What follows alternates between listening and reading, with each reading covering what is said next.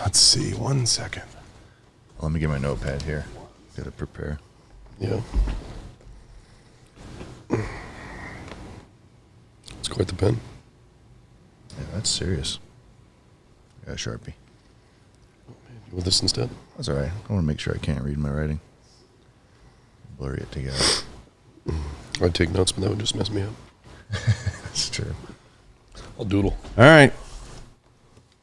It's been a rough morning, but we're back with another episode. First, the sponsors, head over to www.johnbartoloshow.com. Go check out a complete list there. I got to thank a few of them now. Big shout out to Scott Volkortson and Brady Spieth. Go check out their podcast. That's Right on Optics and Volkortson Firearms. Awesome guys. I love what they're doing. Go check out their shows, guys. If you support me, support them. Go check out Sig Sauer. Go check out Rhino Metals, Gala Technology, and Enforce Weapon Lights. All the brands that support the show are listed down below, guys. Without your help, go buy some stuff from them. Without their support, we wouldn't be able to make it here. So appreciate them. Got a special guest today. They're repeats, but I'm excited to have them back. This is a big deal. We were at the fights last night. We got Clint and Adam from Ballistic Advantage. Woo! Look at this. We're here. What's going on? Yeah, cheers. Same. Recovered. So how was last night, Clint? It was amazing, but it was super surprising. I couldn't believe it. I mean, first thing I think of is that Amanda Nunes fight. Oh, crazy. Nobody saw that coming except Chael Sonnen. Crazy. What do you think, Adam? Yeah, it was fantastic. It was a great night. It was fun to be around a lot of neat people, and yeah, just getting to have a similar experience in Jacksonville earlier this year, and then being here now, it was a really great way to top off the year. Some great fights last night. I'm a big Sugar fan too, so I love watching him. Why Sean O'Malley? Because he doesn't care. He just puts it out there.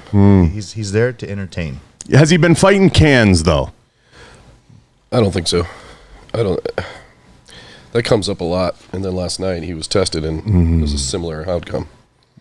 It's cool to see a young guy fight like that, though, who keeps so calm and knows how good he can do. Now, you guys have been to a lot of events. You obviously see the tie-in between fighters and the shooting world and all this. It's not a far-fetched thing we're talking about here. Why is it so hard for the rest of the industry to grasp this? That's my million-dollar question.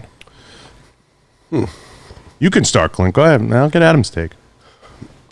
I guess I don't want to be too hard on people in the sense of, is it just they haven't come around yet? Are they not fight fans? Are they not correlating the two in terms of self-defense in that sense? But yeah, I feel like it's a no-brainer in that sense for us, I guess, the way we've been talking about it for so long. I feel like there's a disconnect though between like the industry and figuring this stuff out, and it's hard. And I love seeing guys like you come in and say, "Let's blow this thing wide open," right? Mm-hmm. I think that's what makes sense. You know, what do you think, Adam?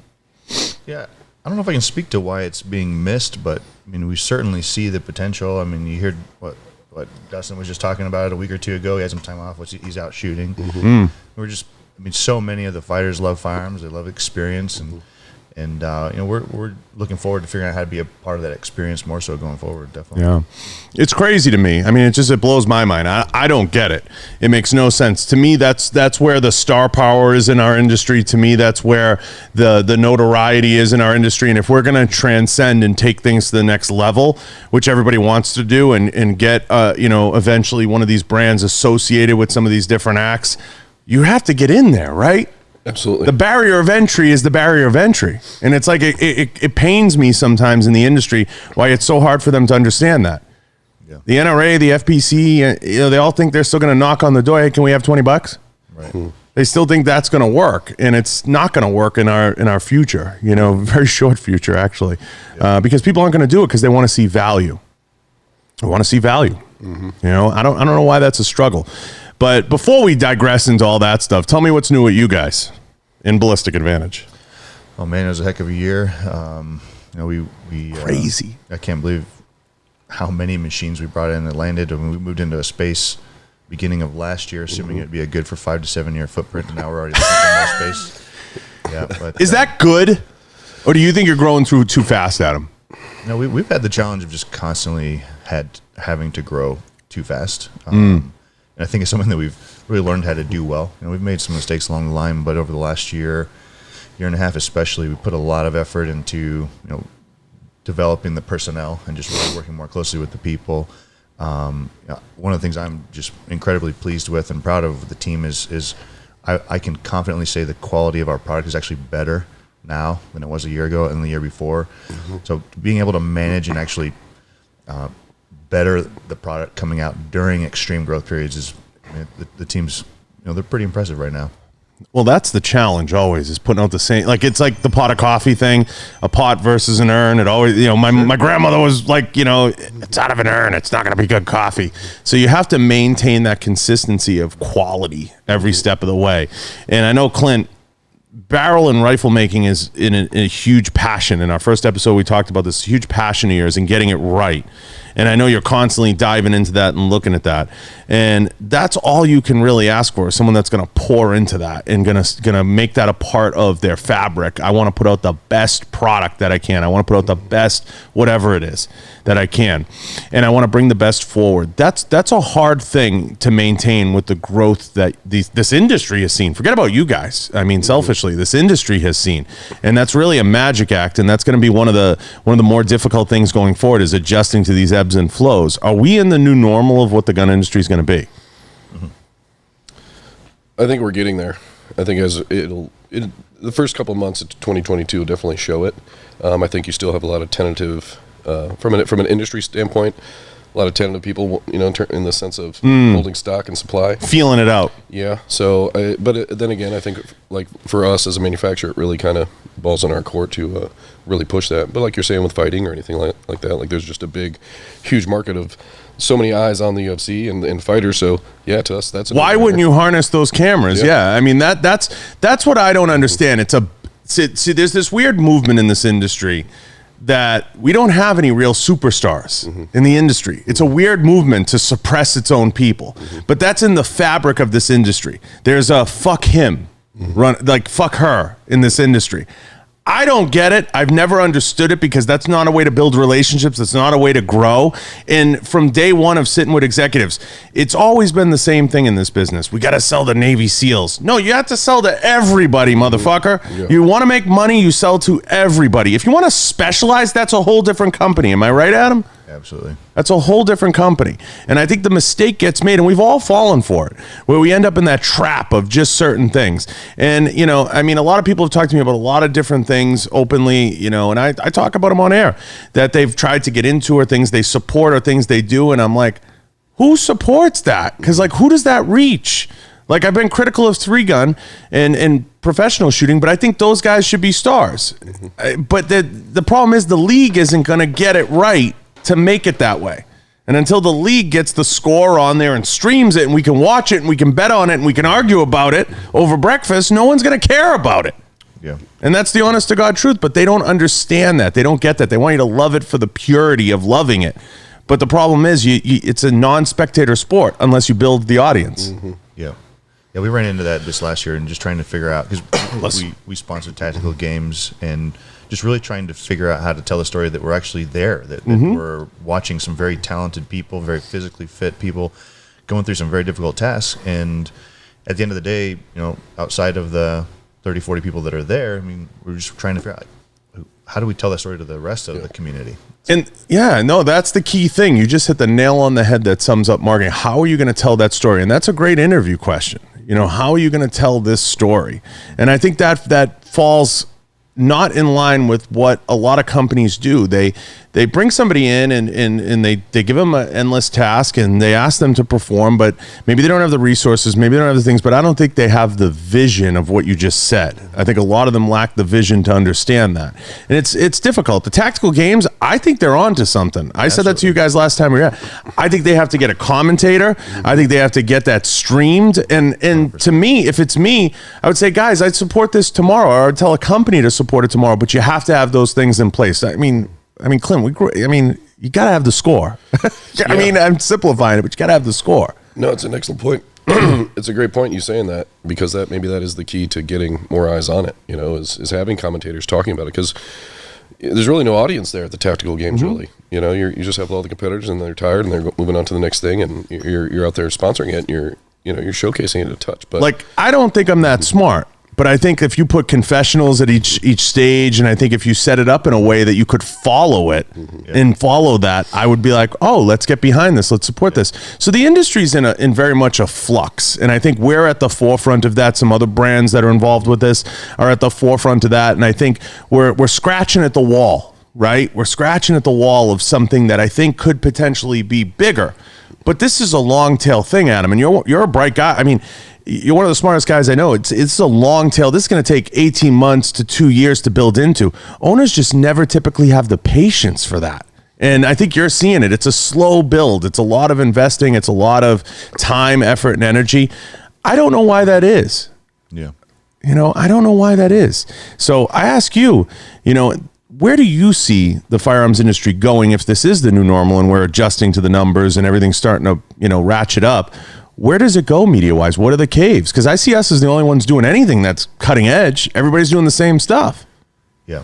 We're right in the period of shifting technology, and a question that I was asking the team all year, and we don't yet have the answer for it, but very simply, what is our marketing outside of social media? That's really, because we put so much effort into Instagram, or very few of us are even touching TikTok or some of these others that are blowing up. But it really comes down to, in a lot of ways, it's creating those channels to spread that story, to get people to want to be a part of what you're doing, to understand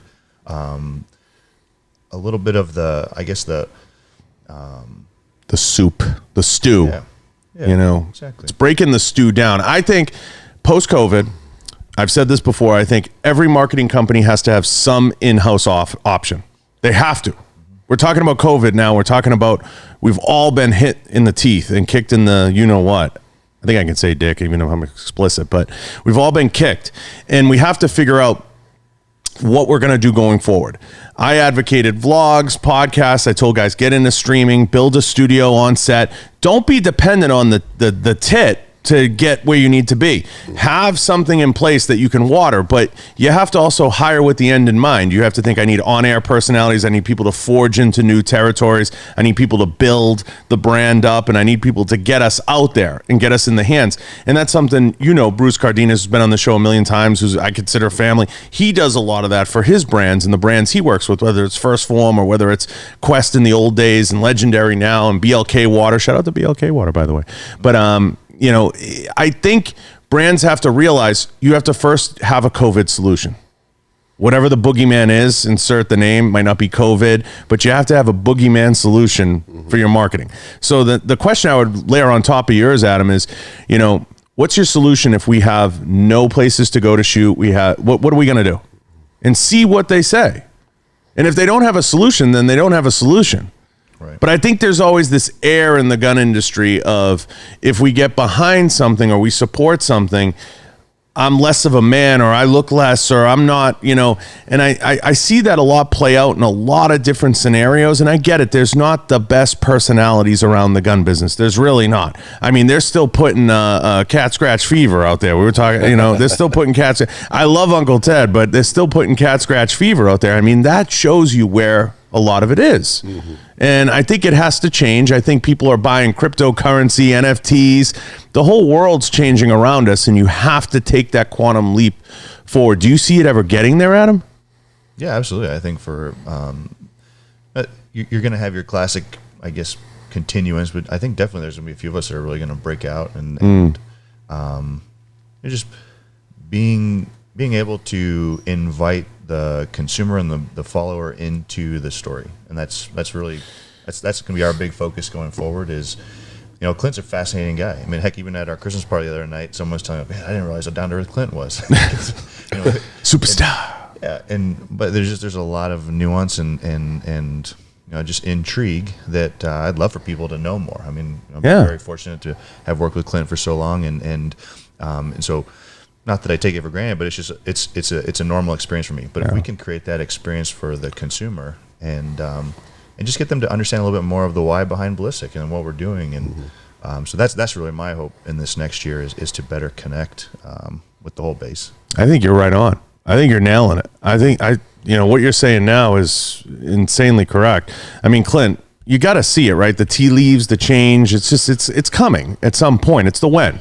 Well, it's kind of like what you're saying. What's the new normal? And I think how we've been kind of tried and baptized in this through this so-called unhealthy growth that is our normal, and we kind of have learned how to operate very, very well with it. So instead of trying to figure out what this new normal is going to be, we're not going to be dictated by that. We're going to create what the new normal is. Like everything Adam's saying, telling the story, tactical games, UFC, diving into things. Why wait to see what the industry is going to do?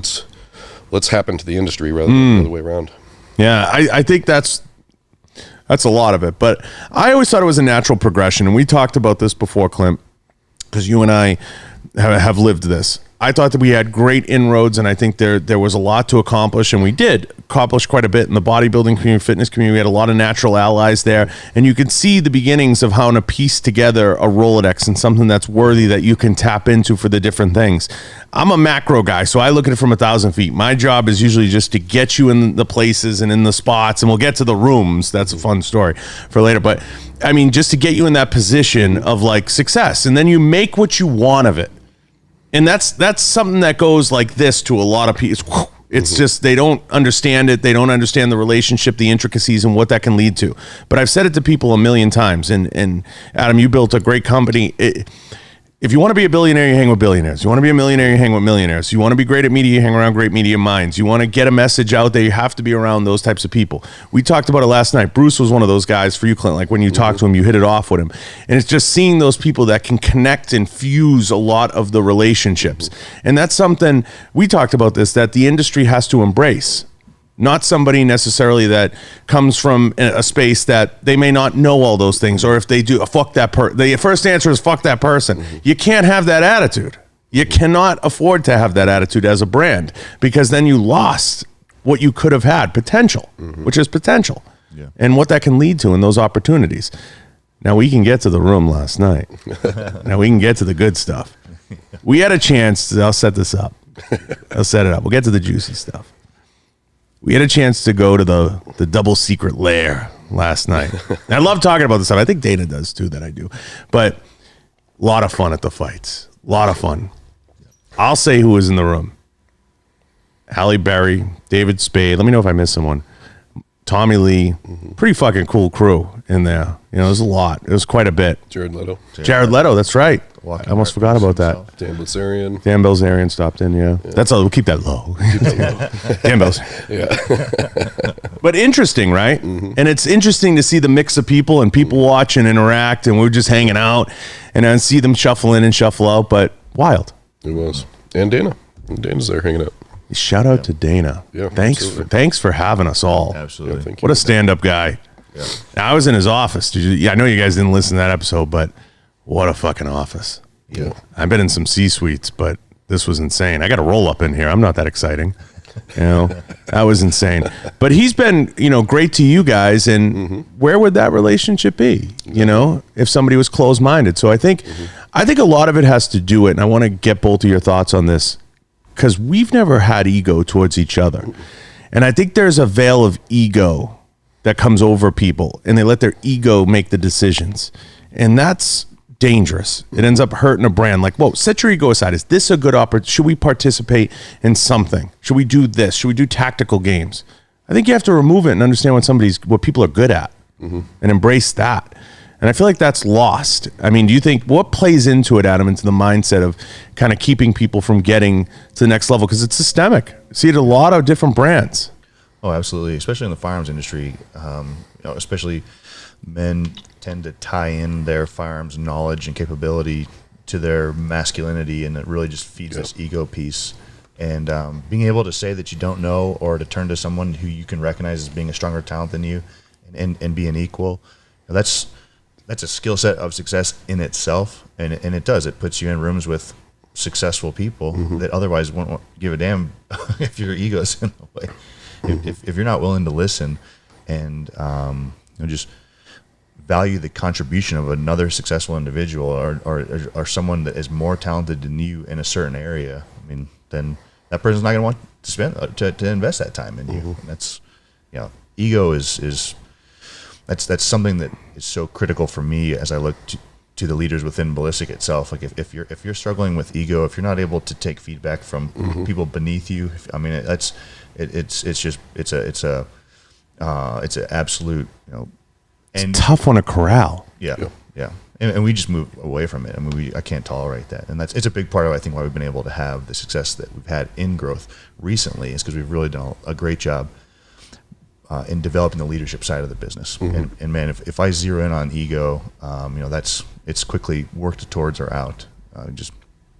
It's so self-defeating. Yeah. I mean, Clint, you and I have seen it. It's always been, and I've talked about it at the national level. It's part of the disconnect with the talking points of the gun industry. Adam's exactly right. He makes a great point. There's a lot of it injected into the industry because of the tie to masculinity, but it's almost like that. And you've seen it. We've interacted with some of it's almost like that. I'm not going to go talk to, like, fuck him, or like, fuck that person. Right. And I think you just have to strip that down and say, how do I harness that energy and use it productively to generate something for me, whatever the something is? Yeah, I think a lot of that over the years, especially, and that has been a topic that we've talked about for a long time. Quite a bit. And over time, we've kind of gotten to this other side of it, in the sense of, if you last in this industry, you're doing something right. And a big part of our relationship is the introductions and the people that we've met, from the relationship that we've had. But there is no ego. There's a reason for it.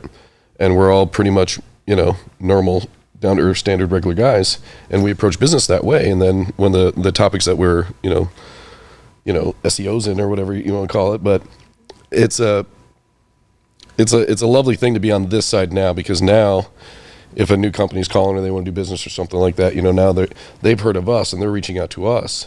And then if you can convey that same sort of humble spirit to them, you have a brand new friend that can last through it, and they're going to introduce you to somebody, and then I think that's really the more natural way it all should be. Yeah, talent is excellent, but we've had the luxury of working with some really good people, both in the company and out of it.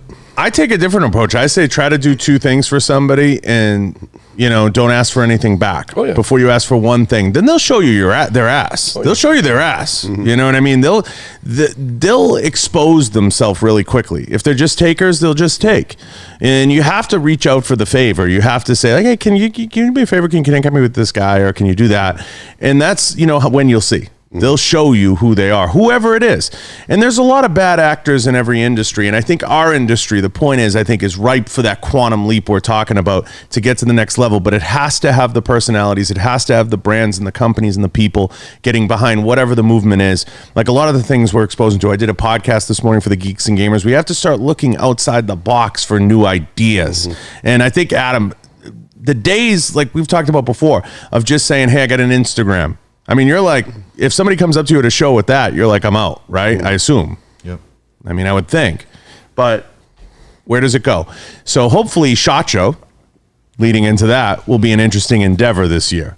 Now, I have a lot of thoughts on SHOT. You guys are doing it. Yep. Why? I'm curious. I'm not going to hate on it. It's to be real, just blunt about it, a big part of it is we're doing it because Arrow's doing it. We moved upstairs. We've been looking for a footprint up there for a long time. Sure. But one thing that we've never done real well with SHOT is release new product. And this year, it's kind of a interesting time, or ironic, that we're finally ready with a bunch of new product. There you go. And the show's kind of up in the air, and who knows what the actual execution of it's going to be and how people are going to react. Can you give a sneak peek to any of them? Yeah, absolutely. We hinted on it the last time we were here, talked about it. So we've got being installed now, fully automated, several machine pistol barrel cell. Yeah, that's we're making at least 4 different platforms, multiple different models. So we'd hope to have it installed by the end of the year, but with some supply disruptions on the Fennec materials and stuff. Yeah, they'll be coming in the next month or two. So by end of first quarter, we should have that up and running. We have machines installed, prototypes made for bolt gun barrels. Those are all in testing phase right now. So very soon we'll enter into the bolt gun world, and that should come with a receiver that will piggyback with Arrow. So, what are you going to try to price the receiver at? That's the biggest debated thing in the receiver market. Like you got people that sell $1,000 receivers, then you got McMillans or Graybows that are a couple hundred. You can get some for a couple $100. I mean, I think people overprice the shit out of some of them, and they miss a lot of the market. Yeah, you'll see the same trend that's been unique to, or not unique, but very much true for BA and Aero, that it's going to be high value at a lower cost point. Yeah, priced aggressive. Yeah. I mean, that's what you want ultimately, to get the stuff in people's hands. I think SHOT Show fits the life cycle of some brands. I want to be clear about that. I know people think I'm like anti.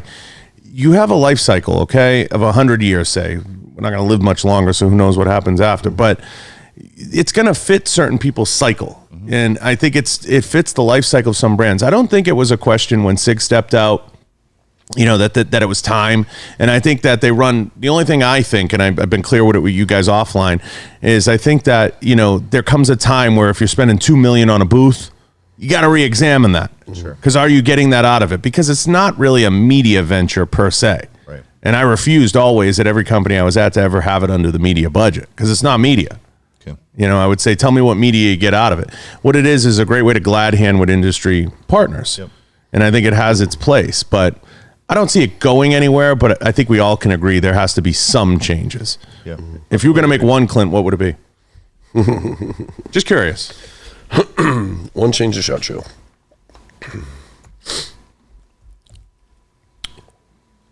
We've talked about it. More interactive, I think.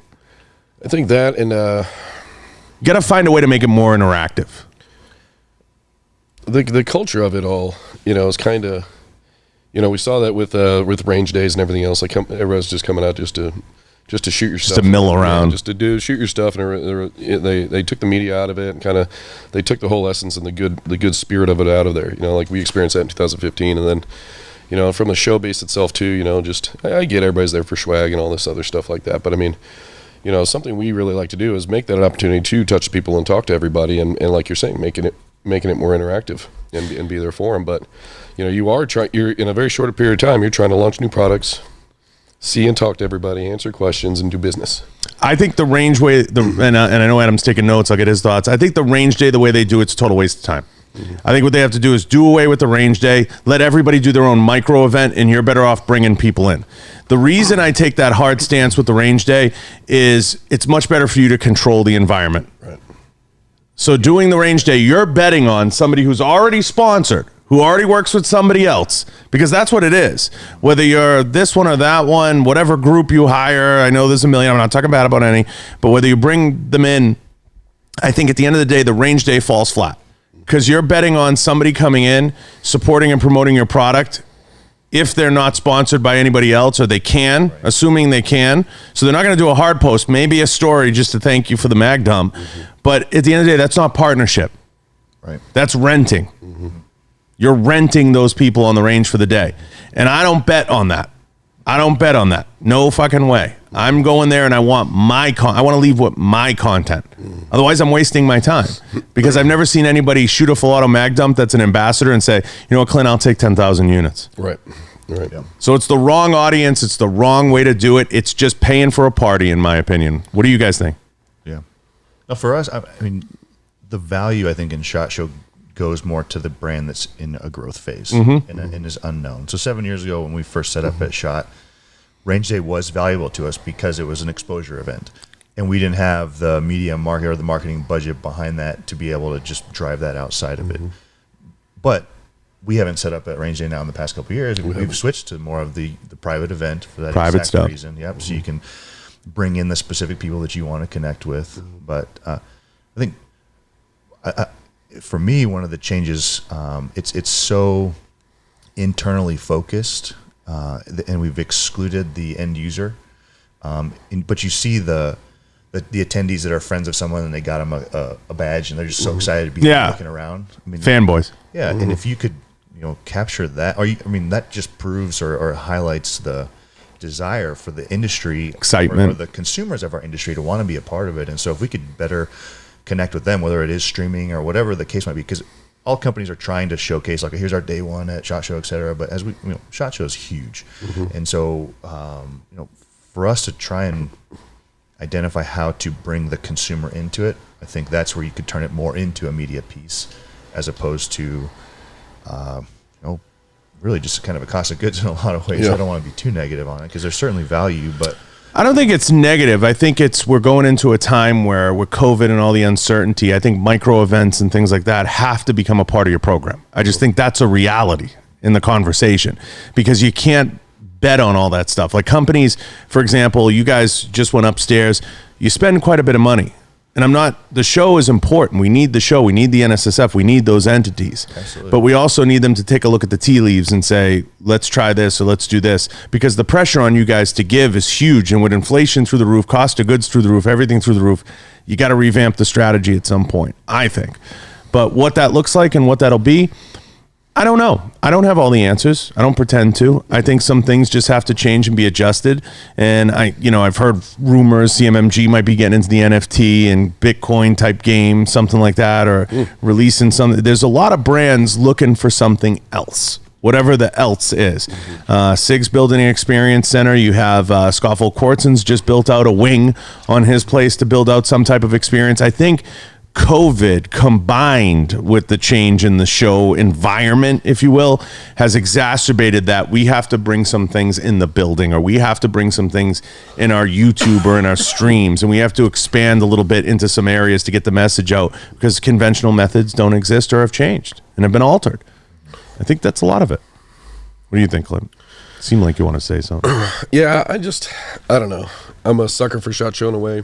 We all are. Just because I like to see the people. Yeah. Not to mention the clients that you get to connect with and all that and whatnot. But exactly what you're saying. I mean, there's something very deep rooted and humbling when you do get to meet the end user and the consumers come up and you get to talk with them. And I think that's what I was trying to say and kind of showcase in a sense, whatever. But it not only is it valuable, but it's definitely giving something back to you why we're doing it. And I don't know the how. For the record, guys, I don't know the how. I mean, I think you got to sit down and really lay it out for your brand, how you capture that.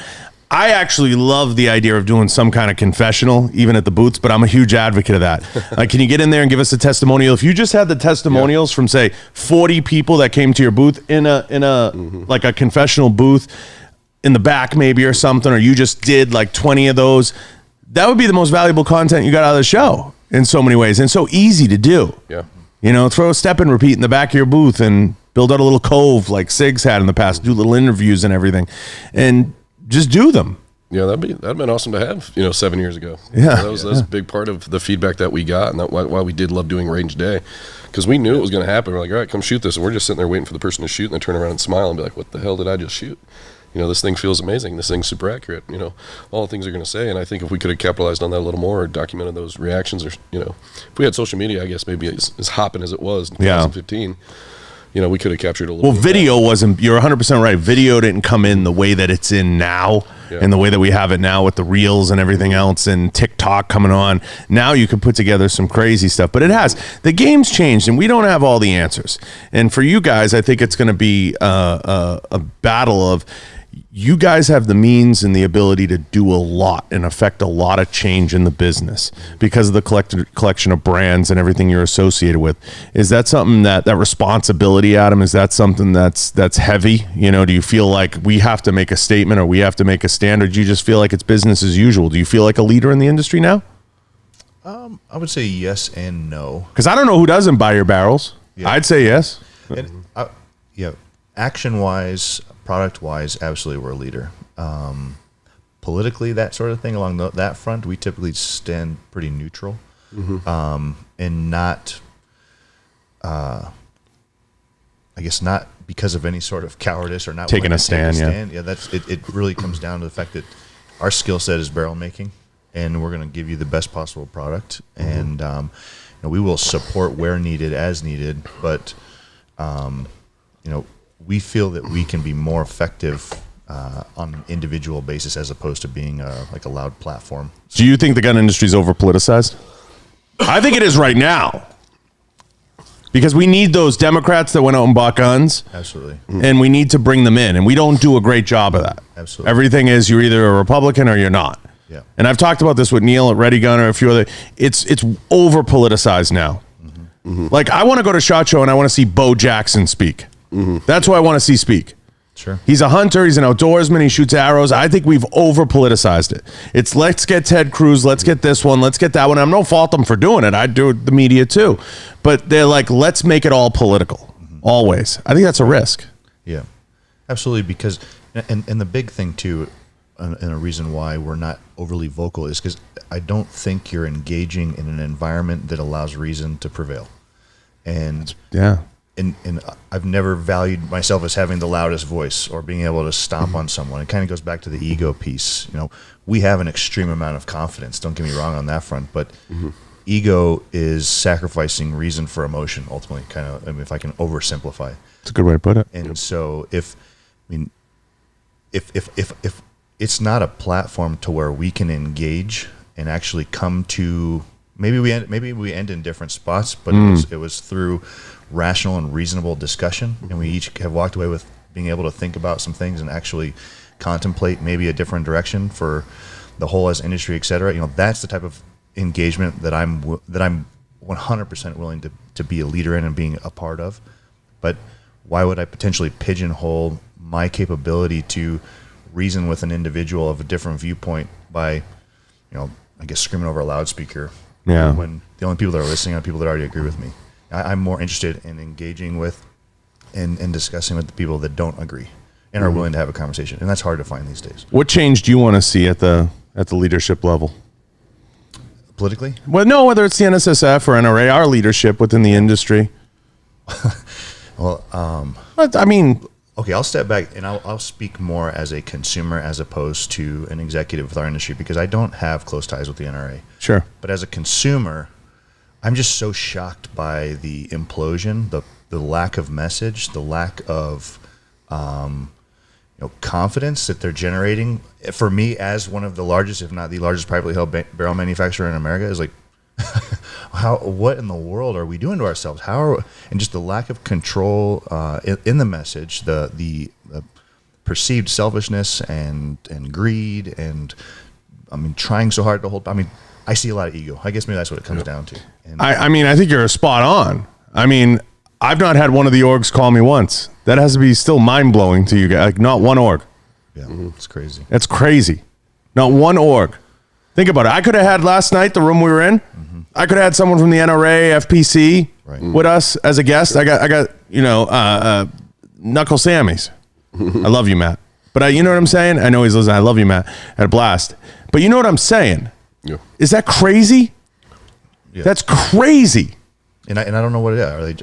Is it just so much, I guess, focus on themselves and trying to maintain what is? I don't believe that there's a big service to the industry. I guess that's really what it comes down to. There's not a big focus on what's best for the industry. And It's hard. the NSSF side, I can't speak anything positive or negative. Frankly, I appreciate the research side of it. I think that's a tremendous amount of value with the data that they put out. And so I'm not sure, maybe my opinion on how they could better engage. But the NRA one is just mind-blowing to me that we're still in this state of dysfunction. Now, a year and a half after how long? 2 years removed at least, yeah. Crazy. Now, it's crazy, yeah. And what's nuts is, you guys, it's like, I feel like the companies, the brands, and this is where I'm going with this, the brands and the individuals are becoming bigger than the orgs. And that's where it's starting to flip. You know what I mean? It used to be Ackerman McQueen. We looked at the NRA for the answers, all this back in the day. But it comes down to, you can make the best product. If you don't put out there, it's a bear shitting in the woods. You don't see it. You don't record it. Did it happen? You have to, at some point, value putting the stuff out there and putting it out into the universe. And you can't just be, like you said earlier, just social media centric. You have to start to creep into other areas. And I think what you guys are doing by starting to build into some of these events and go to some different stuff. Like, I had Tom Taylor on from SIG. He goes, it's crazy. He started laughing. He goes, we sponsored a boat one year. It made no fucking sense. He said it. It made no sense. We spent a lot of money. But he goes, people come up to me to this day, and they're like, I remember when you sponsored that boat.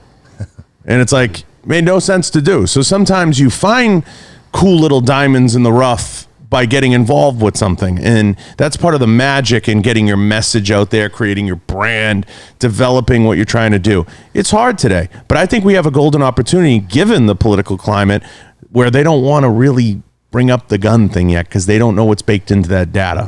They don't have that data yet of who owns the guns. So you see them Chipman got, let go from the ATF. They dropped that nomination, and they've been kind of floundering in space, not wanting to bring up the gun thing because they already lost everybody with the pipeline. They lost everybody with the border. So now you go for the gun. You may as well, it's a mail it in. You lost, you can't shoot yourself in the face that much and expect to live. But where does it go from here, and how do we save it? I think I would love to see for the gun industry a huge push towards national reciprocity. I've said it a million times. I'd love to see that for this industry. I think we deserve that. I think the permit should be like a driver's license at the end of the day. And to everybody that downs me for even bringing up the permit, we're going to always have permits, guys. You're going to always have a CCW permit. It's going to exist. Even if you have constitutional carry, you're still going to have some level of a CCW permit. And I'm okay with that because I've said it many times. The instructors get paid, and that's what I like. There's a life cycle of the business. You have to have them involved in it at the end of the day. And I think cutting all that out isn't good for business at the end of the day. It's not a good feeder system to sell multiple guns later, to indoctrinate people into the sport. And that's why the instructors and FFLs will always be some version of the heartbeat of the business, and how you take care of them and prop them up is going to be what's critical. Sure. Have you found through the years, both of you, I know you have, Clint, to a degree, new ways to work with people as the environment changes? Are you looking at TikTok people yet? Where does it go and where does it stop, right?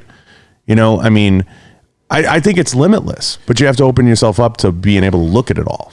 Well, I think with us, it's specifically in our lane because we're not just selling this standalone ballistic advantage rifle or anything. Okay, we're a component company. We make barrels, so we essentially want to work with everyone. So that's exactly what we need to be scratching and clawing for, is figure out every avenue to work with everyone, every industry, and a lot of that stuff exposes itself. But a lot of this is what we're kind of writing the book of. What is our new normal? What are we going to do?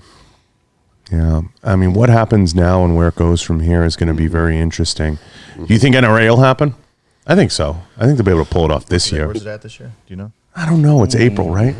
Be curious what state it's in. It's got to be in Texas or Florida. I would imagine. I thought it was Houston. Houston? Yeah, I would imagine, Adam. That makes sense. I think it happens. Yeah. SHOT Show happens, it'll happen. Yeah, I think it happens. And I do. I think SHOT Show will happen. I think they have to do it. I think it will happen. You think the foot traffic will be good? I don't think it'll be like it's been. No, I don't think it can be. No, I don't think it can be. And at some point, you're going to start to ask the question, they said they get 80,000. You have to start to ask the question. The quality might not be as good, but is 80,000 anything, even at the top? Right. You guys get more views than that. Mm-hmm. Yeah. And that's where the language and the measuring stick gets tough. Yeah. And not to derail too much, but I think that kind of goes back to the earlier piece of what do you change with SHOT Show. You don't make SHOT Show like the NRA in the sense of just opening it to the public, because the NRA having a consumer attendance, you're still not capitalizing on the large exposure of people that want to see the brands, and so yeah. But I guess I don't really have the answer on that. But just kind of hitting it and how it's being done in that 80,000, like you're saying, and especially they're getting such small amounts of data from the bulk. Mm-hmm. They're getting large amounts of data from those they already care about, and so it's just a very limited, is not a great return as far as. Yeah, I'll tie it all in and make it all make sense. The whole conversation, I'll tie it all in. Look at what Dana's doing, what we participated in last night, going to the fight, okay? You look at what he's doing. Everybody around that ring is either a movie star, social media everybody's a name. Yep. You think he did that by accident? He knows exactly what he's doing. That's why it's the fastest growing league, quite honestly. It really is. And if you take a page and look at what he's doing and his growth rate, he understands, I have to have these people here. We went to the Apex. You guys been you see it. You can literally put all his friends and people in there and influencers. It's the best networking take there is right now. There's no better room. Mm-hmm. There's no better room other than maybe the Trump White House. There was no better room to be in from a networking standpoint. And he knows that. Mm-hmm. And you guys have, you see it. Everybody around that ring taking stories, videos. How many impressions last night? How much media? Yeah. It's got to be Clint, what? I would think he gets 100 million impressions. Oh, at least. At least that. at that event. And plus people on TV at home, hey, I'm watching the fights. Yep. And you have to respect that. It's a vessel to create media for ESPN. That's what it is. It's a vessel. It's also a league, but it's just a vessel to create all this content. And that's where it's all going. And if content becomes the currency, you have to have people that crank that stuff out. And it can't be rat-a-tat-tat videos from the range. Can't do it. Yeah. It doesn't tell a story. You know, I think it's that simple. But you guys were there last night. You saw it. Yep. I mean, Clint, it's genius. Oh, it's absolutely brilliant. You know, and you have to start to harness that, and you have to look at that from within. How do we create our own Apex? How do we create our own UFC 269? How do we create that? What's the spend look like? And how do we insulate that? And how do we get as much out of that? How do we yield as much out of that as we can? It's not easy to do, and I don't have all the answers. But I think that we can all agree that that's where it's going, is some version of that, whatever that looks like. You know, have you guys thought about what your version will be? In process. In process. I mean, I think you have an idea, right? Yeah, no, the big thing for us right now, and that's will be our big push next year, is just connecting our customers to our story, letting them get to know us a little bit more. And you know, it's very simple, but I guess it plays to a little bit like what we were seeing last night, that networking piece of, we want to network more with the consumer base, and you know, and then that's where the impressions come from. You want to be Santa Claus for them, because if you're Santa Claus for them, they're going to hold you up like a deity, like, oh, you know, look at this. How do you create the Santa Claus environment? You know, I don't have all the answers for every brand. I think there's a way. It's just sitting down and filing it down. But what Dana's doing is brilliant. Yeah. I mean, it's just brilliant. It's literally 150, 200, probably 200 people around the ring that are just all friends of his and everything else. I mean, But last night we were talking about it too, the orchestration of all that. right. No, the logistics are insane. You know, and that really is the big piece of pie, you know, here. You know, how difficult is this going to be to pull off, and how tedious is that work? Because we've known this story, and and being able to tell it, or talking to folks, and we've succeeded in it, but to be able to expose it on a grand scale, I mean, we're definitely noticing how difficult this is to do, but definitely taking strides forward to make that happen. It's a lot of work. There's a lot of logistics. You just hit the nail on the head. It's a lot baked into that. I mean, there's rooms, there's people, there's security, there's a lot going on. And I think you have to look at that, whether it's a podcast is one of the easier vessels to start to get people around your brand, invite them out, bring them in, vlogs, you know, whether you get into creating like an experience center and bringing in writers and everybody else. But I think the industry is going through that shift now and starting to eliminate some of, like, I don't want to say the company, but I was on the phone with a big company, and they said, you know, we don't send anything out for reviews anymore. We got 9,000 people doing reviews. I don't send anything out for a review anymore. I don't care who it is. Yeah. And there's no such thing as a T&E slip anymore, and this is a big company. Yeah. And they're like, we just don't do that. We just send stuff out to some industry partners, people we work with, and if that's cool and they want to do a review, great. But no one answers those solicitations anymore, and I think we see that, Clint, dying, right? I think that's starting to die, or at least, you know, brands are starting to kill it. Well, no, our websites and social media base does that for you. You know, your consumers are doing it for you all the time, critiquing you or patting you on the back or doing whatever that same person's going to do. And now it's kind of everybody with their hands out trying to be something. And then I think that time has passed. I think you're correct. Adam, how special this year is getting together with the troops and keeping them rallied into next year, post, you know, as we kind of creep into a little bit of what we consider a somewhat post-COVID, let's call it. Yeah. I mean, I imagine you just mentioned the Christmas party earlier. You got to really rally the troops to blow into next year, but I'm sure they're working hard and they're loving the extra work because you can't find anybody to work, right? Yeah, absolutely. Yeah, we're up to a little over 200 people now, and I think we had close to 400 people at the Christmas party. Friends, insane. And it's a wedding. Yeah, absolutely. It's a fucking wedding. Yeah, it was a great event we did at the Science Center. I mean, the old T-Rex with the Ballistic sign in it, and people just really responded very well. We did a raffle where every employee won something, whether it was AirPods or a TV or an Xbox, whatever it was, and just it was a great response. I gotta get invited to that party. Yeah. Seriously. But that's definitely something that we have seen over this entire year is connection. Yeah.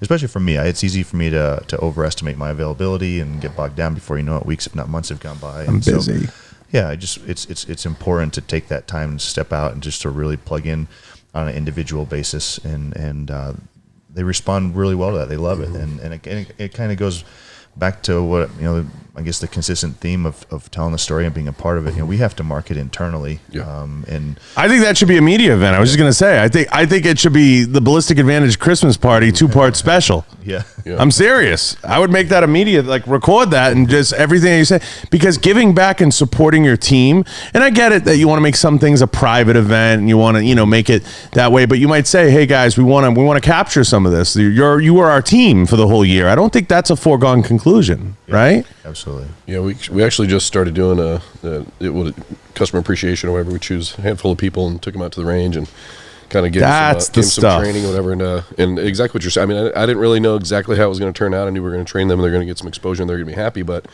the first time's always a mess, Clint. You know that. It's always a little. It took way too long. Yeah. But it was learning. absolutely fantastic. To talk with the guys. I mean, I feel bad to an extent, but we have grown so fast. I mean, there's people I've never met before, never shook their hand, never talked to them before, and they were very appreciative, and it was reciprocated. I mean, we were going back and forth having a blast, and they wanted to know the story. They had no idea.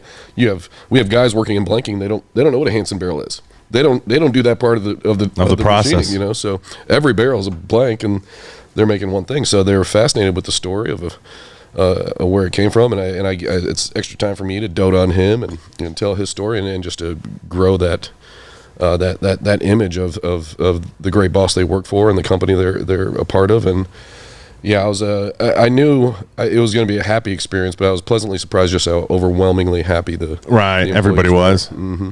Now, Adam, how hard has it been to keep people through all? It's fucking tough right now. Major challenge. And getting people too. Mm-hmm. Yeah, we went through a phase of almost like hiring whomever is available. Are you alive? We'll take. Yeah, no, everybody's gone through it. I mean, nobody wants to work right now. The job force is tough. Yeah. How are you navigating it?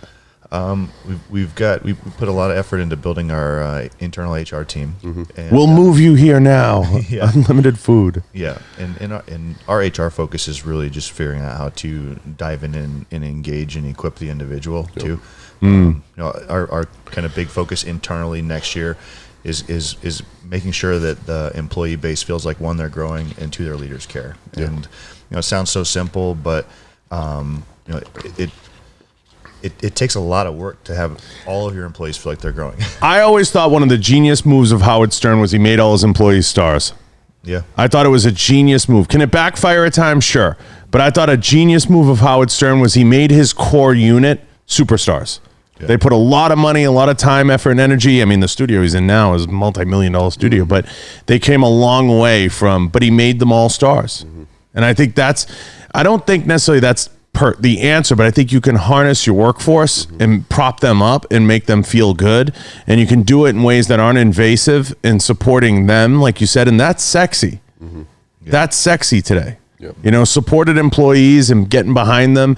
I mean, they want employees to get vaccinations. They want them to, go home if they're not wearing a mask a proper way. I mean, everybody's eating shit right now. So it's impossible to keep people. It's harder to keep good people.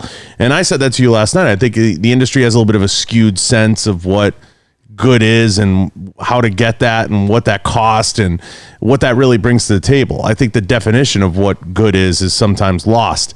But I think we're going to go through a period of a trough where we're just chasing pulses, anybody with a pulse, but we're going to get to a point where you're going to be able to clean some of that up, but it's just getting them trained and ramped up, and that's where the growth becomes tough, and making sure you have good people on the floor that can guide them through the process. But you guys seem to have that under wraps. Well, yeah, we can't started coming out of the trough in July where we're like, okay, we got to reevaluate our hiring practices, put a little bit more effort in the pre-screening. There's a guy with his hand in the lathe. Unfortunately not, but it's nothing that extreme. Pretty, but that still, is extreme. It's incredible the amount of experiences that happen when you get just a couple hundred employees. But it just You got to do like DeSantis. You have to offer like a $5,000 bonus. Move here. Right. You know, have you guys thought about doing something like that? You're doing something like that We did now. some hiring do some bonus stuff like that. for a while. Yeah, Scott Like- was doing that too. Like recommendation or after like 90 days of the person that they referred to get a bonus. Well, bonus. And yeah, we did that for a while. It worked, but you know, we found actually it was more disruptive to have the turnover than it was to have lower headcount. So that's where we just scaled back and just really focus on hiring and training key or quality individuals. Clint, how's your day-to-day going now that you're cranking out so much product? How are you keeping it all Clint approved? Well, fortunately, I don't have to do any of that. You know, our internal structure has been built in a way, and Adam's done a great job of putting the right people in the right places. So, I mean, QC, all that stuff. I mean, that's why it's crazy because he's not lying. We'll go out there and look at a blank that's coming off the floor, and it looks better than the stuff that was made years and years ago. Yeah. So for me, it's gotten easier and easier to do my job because I already have passion for the product. I love it. It makes it very easy for me to sell it.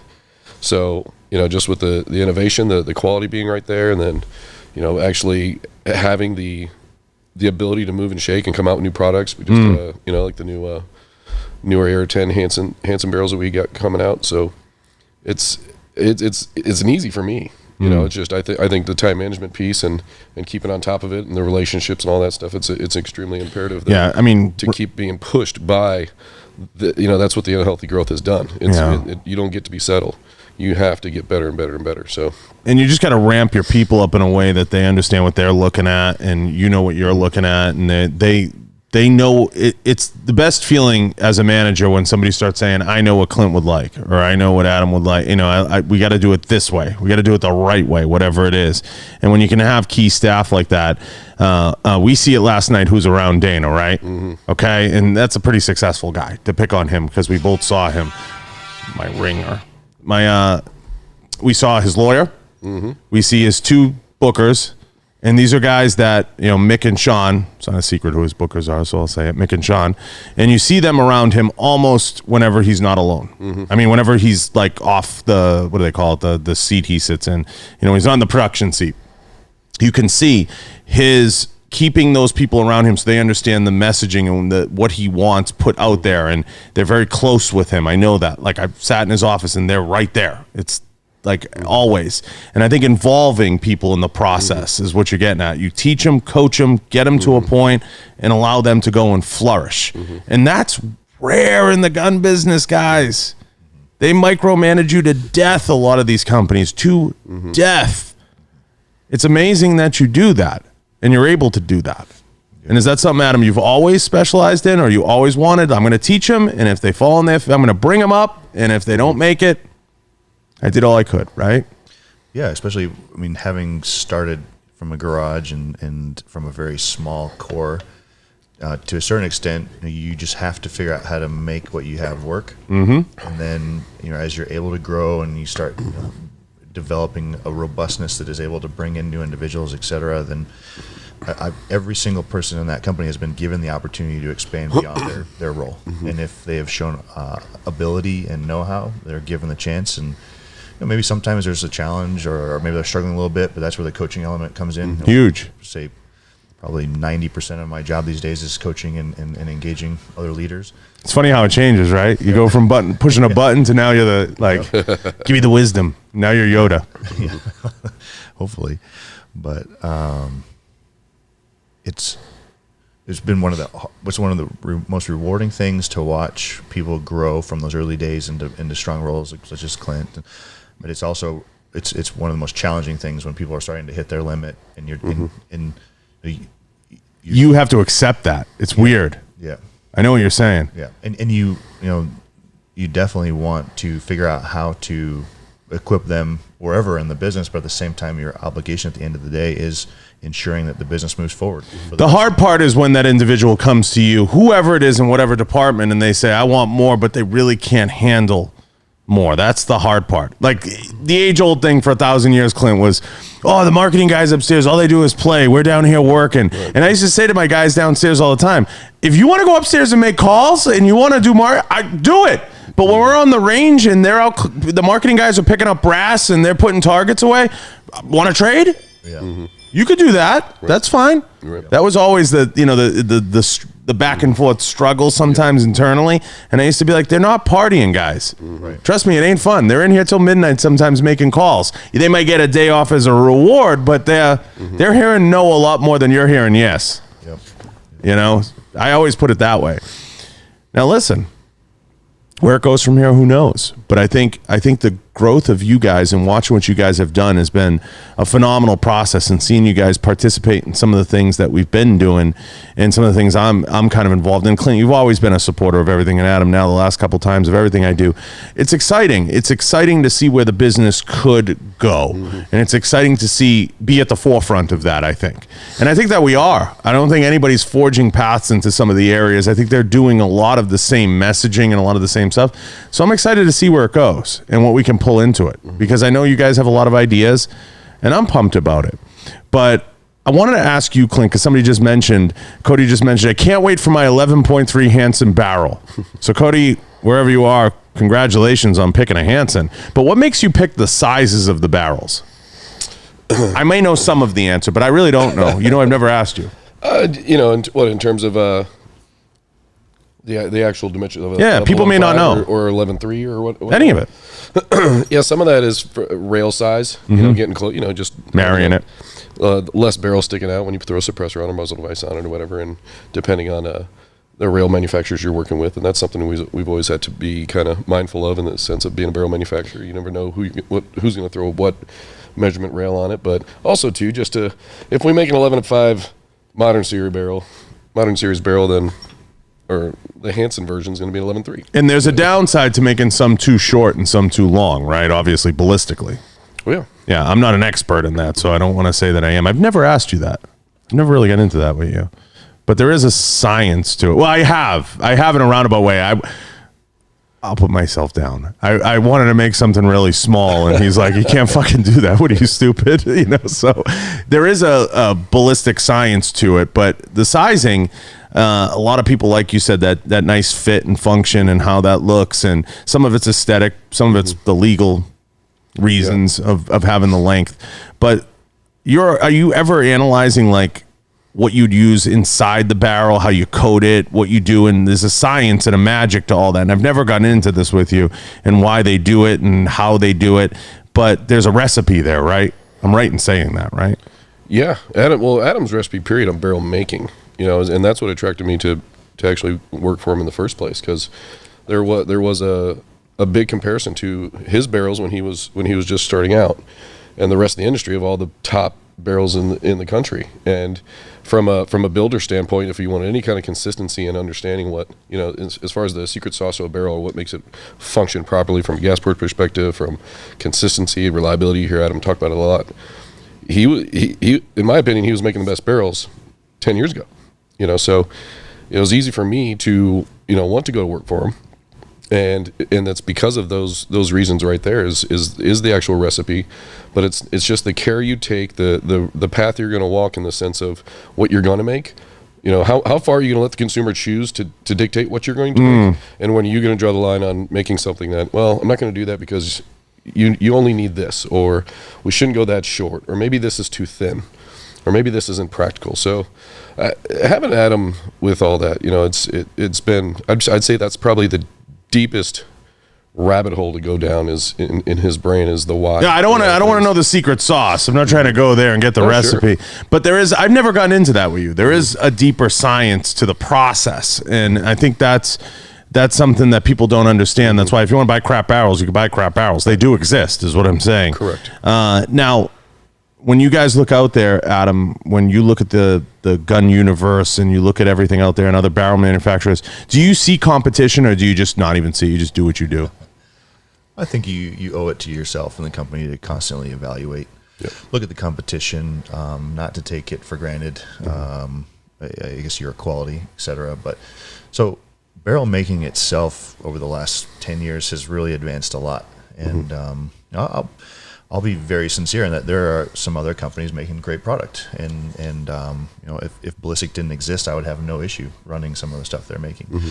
There's other people that they're cutting corners and taking advantage of the fact that nobody's shooting, and that's, I think we touched on that last time. Mm-hmm. That going back to maybe the obligation about being a leader, et cetera, it's so fundamentally critical for me and for Ballistic to consistently remember the importance of what we're doing. Now, this is not about putting an extra dollar in our pocket. It's not about gaining followers on social media or just keeping the lights on. It's about making the best possible barrel that is critical to a fundamental element of America. Whether that comes down to hunting, self-defense, entertainment, our soldiers, our foreign allies. I mean, giving them the best possible product in a means that they can afford is just so critical. The industry's going to go through a weird phase. I saw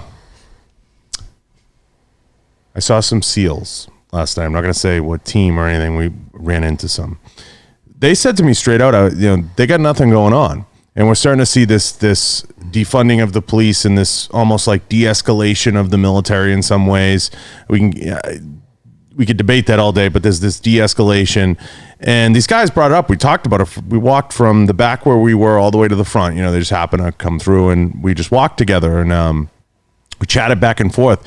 Does the de-escalation and defunding scare you at all, either of you, in terms of maybe potential loss of business or consistent business that comes from law enforcement, military, and any of those other avenues, or do you only consider the civilian community right now? No, I mean, when you look at the law enforcement community, from what we see, there's still, as a whole across the country, I mean, there's just so many different departments. The bulk of them are still shooting guns from 20 years ago. Yeah, no, you see that a lot. So we've put a lot of effort at the aero level to really push into law enforcement, and we're looking at getting actually some pretty big contracts here going through in the next month or two. On the military side, we've always focused on small units, and so we are working with some special people at the moment on some special material and some blurred faces. Yeah, and so actually, I think we begin testing. We've had the material in hand for a while. We've been waiting on some tooling that's just arrived. So all of that testing, and it's a completely new material that hasn't been used, at least in the States. And so we're very excited to see the performance of that. And so that's kind of been more our focus. We've actually steered clear of broad military contracts. Throwing the wide net, yeah. Yeah, just there's so much feast or famine, and so we enjoy working with the people that have choices. So, yeah, it's interesting. I didn't want to say what group it was or anything similar. I think I think there's a little bit of like, people have to understand military contracts are feast or famine. I don't think people fully understand it. They hear, so-and-so got this contract or so-and-so got that. It could have been a 12-piece contract. You don't know. Right. Yeah. And that's what people don't understand that listen sometimes. And that stuff isn't a gateway to just print money necessarily. It can actually tie you up and stifle growth and can stifle, some of the stuff. So you have to be equipped to be able to handle that type of stuff. But also, too, you have to have a desire to push into those markets. Yep. And some people don't. They're not at that life cycle of their business and they don't want to. I think there is going to be. I think you brought up a good point. I think Aero is situated to make a big push into that because of the price point. Like I said, priced aggressive, and you guys kind of do that across the board as a family of companies. You really, what I like to call aggressive pricing, where you want the consumer to consider you, and not necessarily as an economical option, but more as like, this is an all-encompassing, affordable. You're not buying the Ferrari, but you're not buying the Pinto. Yeah. We can fit you right here, And if people want to go to Gunworks or some crazy shit and build something that's $10,000, that's totally different. Absolutely, and good for you. But on the flip side, the last thing that we would ever want to do is commoditize our business. So we're not going to chase the bottom as far as price point goes. Right. That's just, it's a disservice to everyone involved. Do you want to say anyone that chases the bottom? I'm sure we know who they are. There's a few, right? There's a few. If you sent it back twice, I would say buy something else. If you sent it back twice, you should consider something else. But do you I wanted to ask you both this. Is there anyone, because it changes so often. I've told you brands I admire in the past. Are there any brands out there that you admire, you look at? It doesn't have to be in the barrel game, just in general. You like what they're doing? So not in the barrel game, but within the gun industry. Yeah, I mean, what in general? I mean, I like what the UFC's doing. I think we could pound that all day. But I think, there's some companies out there, like I said, soft goods I've always said is one. But is there anyone out there you look at and you're like, geez, I kind of like what they've been doing through COVID and through some of the things? Yeah, unfortunately, I kind of keep my head down with what we're doing. Yeah, I don't blame you. on a big scale, I've always been a fan of what Red Bull does, and just Yeah. the broad scope of talented people that they have employed and doing crazy things that some of us could never even attempt, and just the fascination, and it just plays so heavily into that "gives you wings" slogan. I mean, I think they're doing a fantastic job on that. One of the biggest brands in the world. Yeah. They've done a phenomenal job. I love what they do. I love the channel. I love that they got into streaming early. Everyone would go to the channel and say, "What the hell's this?" And, Right. Yeah. you know, it just totally made sense. It fit their brand as time went on. You know, I would say, I would add to that. I mean, I think the energy drink market in general has blown up the last 20 years. I think that's a huge space. You know, I like a lot within our industry and the parameters of our industry. I think soft goods is the logical place we look. Like I always say, Clint, now we don't have to wear pants and sweatshirts to look like we're retaking Omaha Beach. You know what I'm saying? We can kind of look normal, and we can wear some of the clothes we want to support, like even the t-shirts you're wearing now from Ballistic. They fit you. They look normal. They're not the Gildan ones that rip your face off. You know, that stuff matters. It plays. And I think you have to spend a couple of extra bucks to make sure the person's actually going to wear the frickin' thing consistently. And I think that sometimes is soft goods is probably where we've made the most quantum leap. And I think people turning their companies into brands has been the biggest leap, if I was to say one thing. But any one individual brand looking out there, I can't find one to match Red Bull or the UFC or at least all through COVID, the energy drink market really in general has boomed. Yeah. I mean, if there's anybody else out there that I maybe had an eye on, liquor. The liquor markets have done, you know, a great job. We saw Conor McGregor sell his for $1 billion. You know, Howler Head supposedly the fastest growing. Everybody's gotten that game. And I thought about it last night. I said this to somebody who's a lot smarter than I am. I said the liquor thing makes sense. Everywhere you go, there's a bar. Yep. There's a bar. Yep. So why not get in the booze game? It's true. We saw Howler Head everywhere. So I think, you know, a lot of people drank through COVID for sure. So, you know, I think that makes a lot of sense. Now, listen, I don't know where it goes from here, and I certainly don't have all the answers. What's next for you guys post-shot and beyond? And Adam, I want you to tell me, where do you want to see it be? Ballistic specific. Yeah. I think we were just talking about it, and that is the branding component. You know, we have a great product.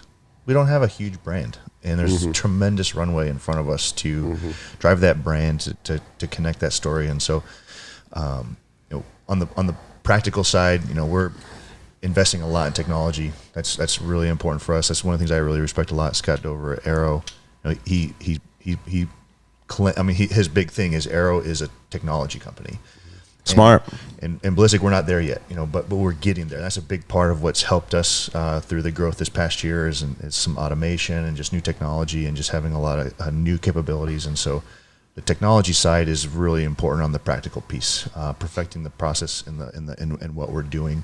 But then on the, you know, the surface side or the forward facing side, just wanting people to identify with the Ballistic life. You know, that's really what it comes down to. So, Telling that story. that brand, yeah. Clint, anything to add? Yeah, I'd say especially with the branding piece he's talking about, I think there's a huge opportunity for us to really step in and take our spot in the industry as a company with the ability to not only just make an awesome product, but you know, we do have a good story and we can, you know, have our soft goods in there too. But I think more importantly, we keep talking about how where does, you know, the new normal happen, not just in the industry, but in the world and whatnot. And being that we're in the gun industry and looking at, you know, the way we've been able to grow, the employees that we have in comparison to, like, say, the food industry or anything else. This pandemic, you have problem with employees. Nobody's staffed enough. The country is literally in this very, very weird state. Flux. Yeah, and the fact that we're in the freedom business, we can spearhead this, you know, in a way if we all really put our head down and kind of drive forward and trying to establish ourselves in all these ways that we're talking about, and, you know, perhaps be, you know, some interesting leadership in just the country itself, not just the gun industry. I've said it before, and if I could pitch you guys, I think I've said it before. I think you're both stars, but I think if you can ever harness, like you said, the story, and you can get, you know, Clint building rifles, doing tutorials, and you can get out there, and maybe it's some combination of notes from the executive's office or notes from the chairman, whatever, and Clint doing. I think if you can harness all that stuff and then couple it with picking and choosing and pulling in the puzzle pieces to put something together that's micro or maybe medium, but there's an intimacy to micro. We were in a very intimate room last night. Yep. I'll take that room over the Coliseum any day of the week. Right. But it's being in that intimacy and being able to create and doing that not just for celebrity, but doing it, like you said, with employees, doing it with brand partners, doing it with a whole host of people, and then harnessing the media around that to effectually tell that story on an ongoing basis. Because people like to follow things chronologically. And one of the biggest hits I take hosting this podcast is people say, I don't know when the show airs. When is it on? And I'm like, it's on when the fucking guest shows up. How about that? But that's what it is. When you do guest-based, you're kind of, stuck to that. It's hard. But finding the people to understand that and to be able to string that together in a chronological way, in a meaningful way that you can follow it, is what's going to be critical going forward, not just for you guys, for a lot of brands out there, but harnessing your strengths and knowing you two individually and calling, one of you a great friend and one of you, a relatively new friend, calling you both friends. It's important to understand what your goals are, what you're trying to accomplish, and figure out what puzzle piece fits in the whole to make it work, and using the vehicle, the right vehicle. We're all clearly not TikTokers. That's not where we're going to live and breathe. We're not going on Snapchat. My luck, I'll send out, a shirtless picture to like everybody. I don't know. They're on my Instagram. I can give a fuck. But like but you know what I'm saying? It's like we don't know what we're doing in that space. Yeah. But how do we harness it? Areas we do know, rifle building, running a brand, running multiple companies. Those are areas you could talk about, and there's a lot of people that want to hear them. It's just getting away from the obsession of the rat-a-tat-tat on the range and distancing yourself a little from just that. Yep. That being the hallmark. I think that's what's going to propel a lot of brands to the next level. Yep. So listen, we digress. I'm going to go on and on. What time is it? It's already 12:30. We're going to have some lunch or something. Listen, I had a lot of fun with you guys. Anything else you want to add? You missing anything? No, just glad to be here. We missed you. I missed you. I missed you guys. It's great. Whenever anybody tells me they're coming out, I want to tell you both this. I'm over the moon. It means the world to me. The fact that people get on a fucking plane and come see me blows my mind. Now, in fairness, you didn't come to just see me. You went to a pretty cool thing last night. But I love having you. I mean that from the bottom of my heart. The most flattering thing is when somebody sits in that seat. Nice. And doing 400 and, what am I at, 410 people? Somebody correct me. I know there's people in here. But having that many people in here, especially friends, it means the world. And I think you guys will always have a special place in my heart, because the minute I said, hey, come out and do it, all right, we'll figure it out. I mean, schedules and everything, fall into that. But I think what we're doing is important. And I think people have to understand that. And I think it's going to take good, strong leaders like yourselves to say, hey, here's what we're doing. Right. And this is why we think it's important. And that's when the shift occurs, as the orgs and everybody else come up and understand that. And the bravado stuff, a lot of stuff, Adam, you touched on, the ego melts away. There's a lot of great people out there. Sure. You just got to be open to receiving them sometimes. And I think that's the key. Now, I love you guys. We love you back. I appreciate you both. And I appreciate what you're doing. And I think you both have an important place in the industry, more important than maybe even you both think. And an important responsibility to everybody. And all those employees, that's a huge, float to carry, and a lot of responsibility. I've never managed that many people, Adam. So I can tell you right now, that's a huge float and very important. So for that, I wish you both the best of luck in getting to the next level. And I'm going to have a lot of fun watching. Clint, let everybody know where they can find all you guys, reach you guys, and get in touch. Buy a freaking gun from these guys. Buy some barrels. Buy a lot of stuff. We got a lot of stuff on sale. BallisticAdvantage.com, Instagram, Facebook. You said Arrow enough. Give Arrow a plug. Everybody knows Arrow. Yeah, Aero Precision USA. USA. USA. Well, Yep. And then what are you? You're just Clint Hansen. you're just Clint Hansen. Yeah, but you're kind of mysterious on IG. You're different. Well, without posting many It's one post a year. I just got motivated. People make fun of me or whatever. I'm going to start posting again. I'm like, yeah, right. We'll see you. Everyone knows who you are, but you're cagey about the IG. Well, you guys got to understand. I mean, if I'm not working, I'm with children. You know, not to say that I don't have responsibility to, or I can be more active, but I actually am motivated to do more because without ever posting anything, over the years, I just reached over 1,000. So I'm ready to start going now.